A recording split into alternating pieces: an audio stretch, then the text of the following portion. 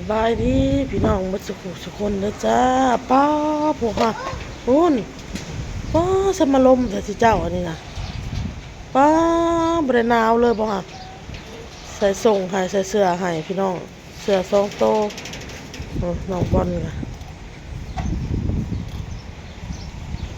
จะไปส่งผลไปโรงเรียนแล้วพี่น้องอ้นกันเลยเดี๋ยวสิไปปลูกพักไปลูกป้า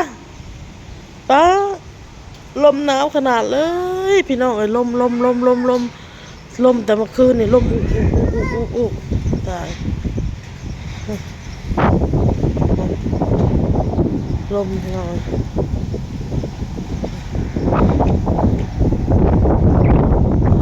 โทษฮดพักพี่น้องสิฮดพักแล้วก็เสียปลูกพักพะหอมเปย์เด้อพี่น้องเด้อไปเบิ่งพักพี่น้องไปเบิ่งพักน้ำกันซอยแม่ทำความสะอาดเบิ่งลูกค่ะตื่นมาเราเห็นน้ำว่าวไปตัดไปจีกเด้อแยงผอมึงเด้อมาแล้วเราก็บ่ได้เก็บนะหาพี่น้องเลยเพราะว่าพอจีกไปตัดไปเห็ดทางว่าวแล้วก็ย้ายสระอยู่หลังบ้านน่ะอ้นก็เก็บกับเมียนแล้วเรียบร้อยเลย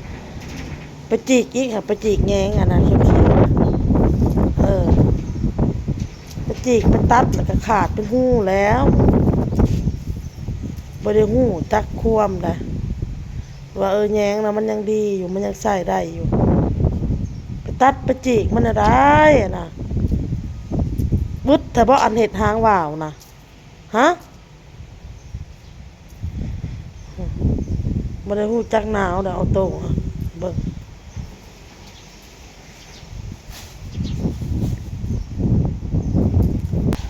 ลมแบบนี้จักอ้นสิได้ไปอันส่งน้องบอลหรือบ่พี่น้องมันลมมันหนาวมาเบิ่งพักเนาะสิปลูกผักหอมเปรย์พี่น้องเบิ่งพักอันนี้คือผักกาดตดเบิ่งพี่น้องยอดไผ่ยอดอะนะจักแห้งบ่แห้งมันหักมันขาดเลยโอ้ตกออกมาแล้วพี่น้องมันลมแห้งผักกาดตดเฮา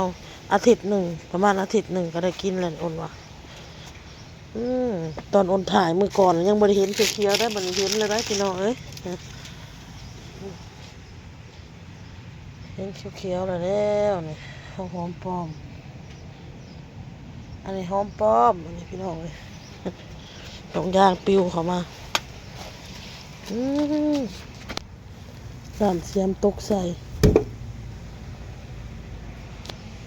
ตรงยางตกใส่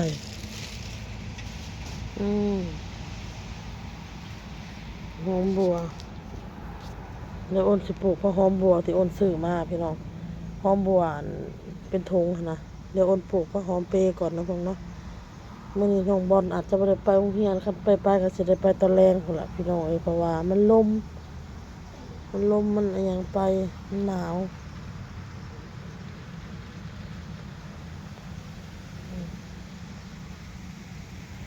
ยังไม่ได้แตกออกหมดได้นี่พี่น้องนี่มันยังสิแตกออกอยู่ในหอมปลอม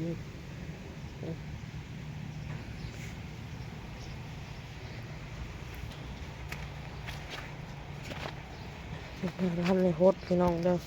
ปลูกอันผ้าหอมเปย์แล้วสิมาฮดมันว้าพี่น้องฟังหมดเสียงลมเด้อกระดักกระโดดเลยเสียงลมนี่ละปลูกอันก็เป็นฮดมันพี่น้องปลูกผ้าหอมเปย์พี่น้อง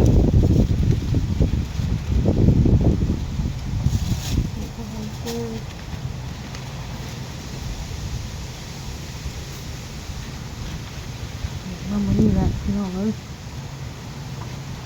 เป็นฮด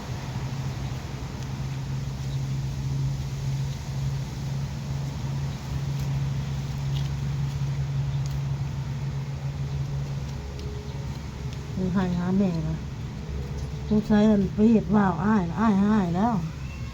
โอ้ยโหหายโตเอ้ยมันพี่ลงมาถึงอ้ายแล้วเบิ่งขับแล้วพี่น้องเลย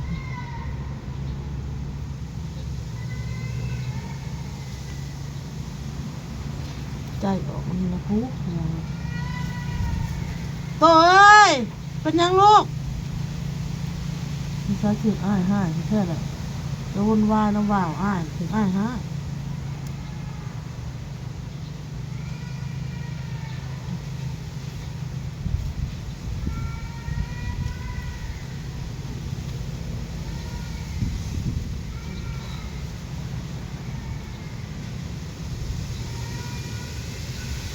บอลเอ้ยบางน้องแน่บอลเห็ดอีสานสิเป็นเห็ดพี่น้องเอ้ยข่อยนะแล้วนี่แหละเห็ดแล้วก็เสียงลูกห้องลูกไห้ตะพึดตะพื้ออยู่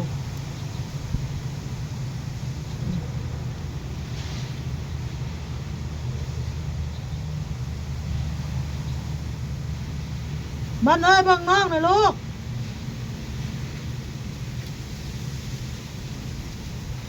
บางน้องแน่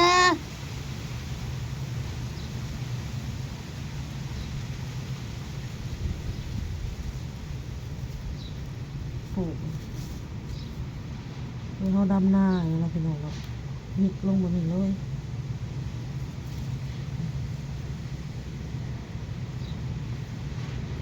ใบนี้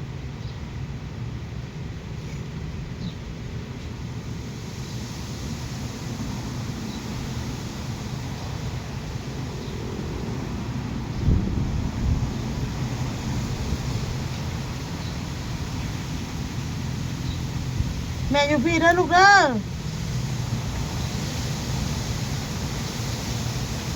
เครียดอ้ายแล้วหายเสียงลมเลยพี่น้องเด้อเสียงลมบุกเลยแหละปลูก2 หมัดนะพอดีพี่น้องเอ้ยคนซื้อมา3 หมัดซื้อมา3 หมัดปลูก2 หมัดพอดี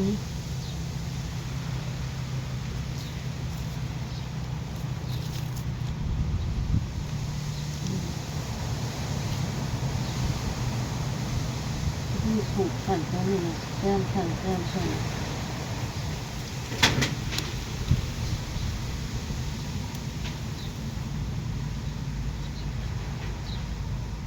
้องเป็นยังบอล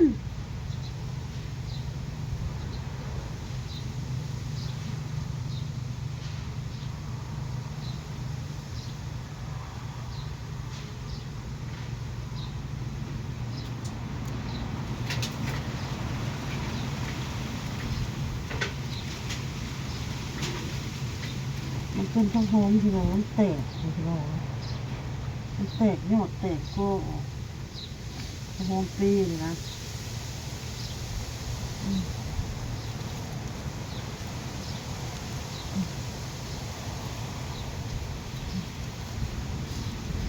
ก็มันเป็นเมื่อหนึ่งสองกินเลยพี่น้องมันก็แตกเนาะเจ้า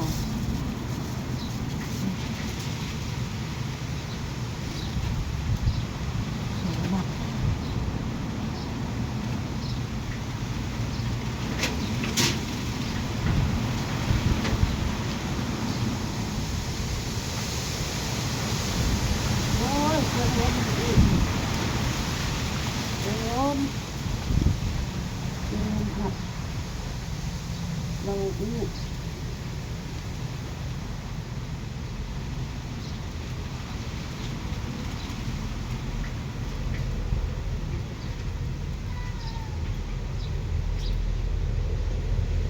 น้องเป็นยังบ้านเลย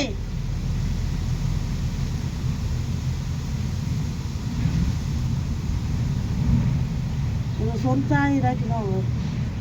น้องบอลเลยเราสนใจน้ำน้องนะยินบ่าวเจ้ยน้องไห้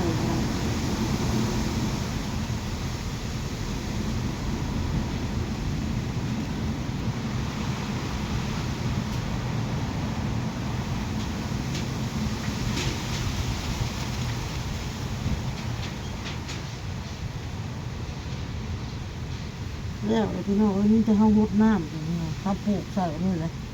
จะเข้าหดน้ำพี่น้องเด้อหดน้ำเอา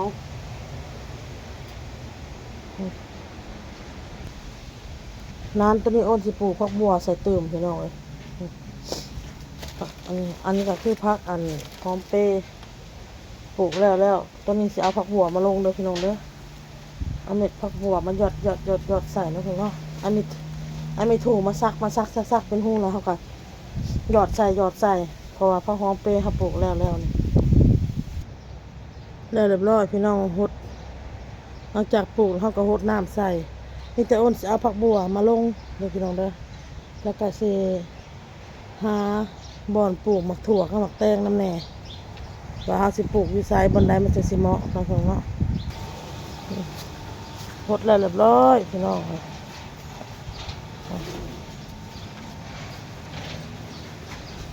หดแล้วโอ้ลมพี่น้องใบตองสีขาดมากใบตองเนาะบรรยากาศลมหนาวเมืองไก่บ่เต้พี่น้องมีแม่เดียวพี่น้องเลยนี่ยังเหลือไก่แม่ดำโตเดียวแต่มันออกลูกมาอีกประมาณ10 โตตาย2 โตยัง8 โตนี่กำลังใหญ่พี่น้องกำลังใหญ่แหละแม่มันน่ะพักแล้วเดี๋ยวนี้ค่ะพักอยู่บนอันอยู่อันบ่ใกล้กองเหยื่ออ้นนั่นแหละอยู่บนอันยังท่อแบบของอ้นเลยนะมันผักอยู่ในปุ่มแล้วล่ะในข้างท่อนะมันผักนะแต่พอลูกมันใหญ่เลยโอ้ยลมพี่น้องเอ้าคลิปนี้ก็ล่าเลยเด้อพี่น้องเด้อพ่อกันคลิปหน้าอ้นกันสิไปหาปั่นเครื่องสักเครื่องกันสิมาปลูกผักต่อเด้อพี่น้องเหมือนเรา